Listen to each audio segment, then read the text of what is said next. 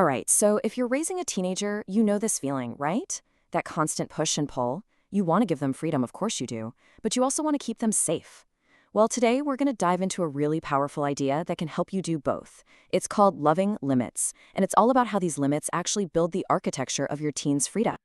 And I know what you're thinking. That sounds like a total contradiction, doesn't it? How can setting rules, which is basically the definition of restriction, end up giving your teenager more freedom? It's a paradox for sure, but it's one that really holds the key to building a strong foundation for their future.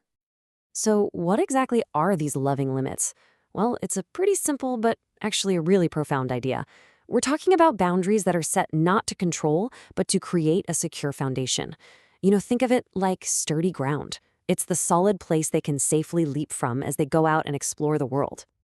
And I love this metaphor. I want you to think of yourself as an architect. You're not a police officer or a rule enforcer. No, you're an architect, and you're carefully, lovingly building this safe, sturdy nest for your teen. See the shift? It's not about restriction, it's about construction. Okay, so what's the blueprint for this nest we're building? To really get it, we need to dive into the psychology of it all. Why do teenagers actually need these clear boundaries to begin with? This really gets to the core of what it's like to be a teenager. It's this constant tension. On one hand, they are absolutely wired to test the limits, to push for their independence. But on the other hand, deep down, they're craving the profound security that firm boundaries give them. It's this dual need, this tug of war, that makes our job as architects so incredibly important. And here's the bottom line, the core principle. Clarity creates security. Ambiguity, well, that just creates anxiety. Think about it. When a teen knows exactly where the lines are, it makes their world predictable. It's calming. It's like a safe harbor for them in the middle of that emotional storm that is the teenage brain. And hey, this isn't just some abstract theory. Listen to this. It's from a real person, a participant in a workshop who was always struggling with being on time. After the person leading it set a really firm rule, they said they didn't feel angry or attacked, they felt relief. It was like something just clicked into place and they could finally relax. See, the ambiguity was gone. That's the gift of clarity we can give our kids. Okay, but to build this secure nest, we actually have to make a shift inside ourselves first. And that brings us to something called the protective parent mindset. It's all about changing our goal from control to protection. And this distinction is absolutely crucial. Let's look at the two side by side. A mindset of control, well, the goal there is to restrict behavior. And what does that lead to? Almost always conflict and resentment. It feels like a power struggle. But a mindset of protection, the goal is just to ensure safety. And that builds trust, it builds cooperation, because it comes from a place of care, not a desire for power. So, what's our job in all this? Let's go back to that architect metaphor. Our role is to provide the scaffolding for their journey. Like the scaffolding on a building while it's being built. It's there for support, and it's temporary. It's meant to be taken down when they're strong enough to stand on their own. It's about support, not building a cage. All right, so we've got the why, we've got the right mindset.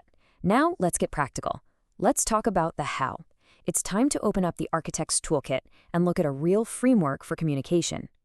Here's a super practical, step-by-step guide. First, and this is the most important, you initiate with love. You make it clear, I am on your side, I'm doing this because I care about you. Second, be crystal clear and specific. State the exact rule and, importantly, the reason for it. Third, communicate the consequences ahead of time. No surprises, no gotchas. And finally, and this is key, be consistent, but don't be rigid. You have to uphold the rules, but you also have to let them grow as your teen shows you they can handle it. And that last point is so important. This is not a static, set-in-stone system. The whole idea is that as they show you they're responsible, as they build that trust with you, you can start to loosen the reins, little by little. And this teaches them one of the most vital lessons of growing up. Freedom is earned. Their good choices directly lead to more independence. So, what's the whole point of all this careful work, of being this architect? I mean, it's not just about surviving the teenage years, right? The real goal is about building a principled adult.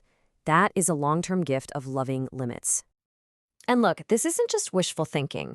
The research on this is really clear. Teens who are raised with these kinds of loving limits consistently have better outcomes. We're talking better academic performance, safer driving habits, and they're way less likely to get into risky behaviors. The data really tells a powerful story here. And this is such a great way to picture the whole internal process that's happening. See, it all starts with your external voice of wisdom. You're the one guiding them, setting that framework, and it ends with them developing their very own internal compass. Your voice, your guidance, it literally gets internalized. It becomes their own conscience, their own ability to manage themselves. They learn how to navigate the world on their own, guided by the principles you help them build. And that, right there, is the end game. The ultimate goal is to raise an adult who can set their own healthy boundaries for themselves, who can navigate the world with a strong sense of who they are, and who knows how to protect their own well-being. That is the true measure of success. So, the question is, how do we put all this into practice right now? I'm going to leave you with something to think about.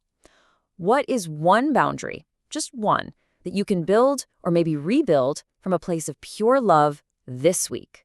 Remember, even a small step can make a huge difference.